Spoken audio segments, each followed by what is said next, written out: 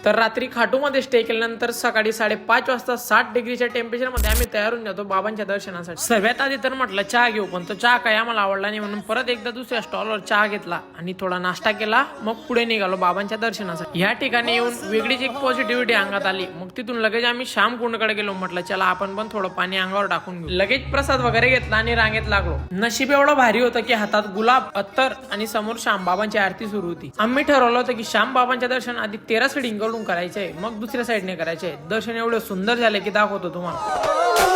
तीन बाण के धारी तीन बाण चलाओ ना।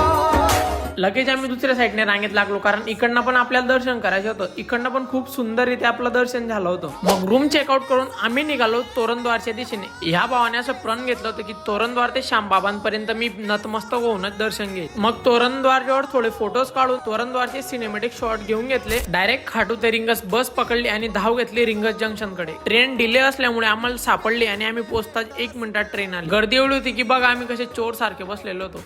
तेवढ्यात आम्ही पाहिलं तर जयपूरमध्ये खूप मोठं असं एअरफोर्सचे ट्रेनिंग सेंटर वाटलं आम्हाला, कारण तिथं जिकडे पाहिलं तिकडे हेलिकॉप्टर आणि चौपर दिसत होतं। मग जयपूर पोहोचून शेअरिंग ऑटोने आम्ही पोहोचलो नायला या गावामध्ये, जिथं जतीन आणि लोकेश असता।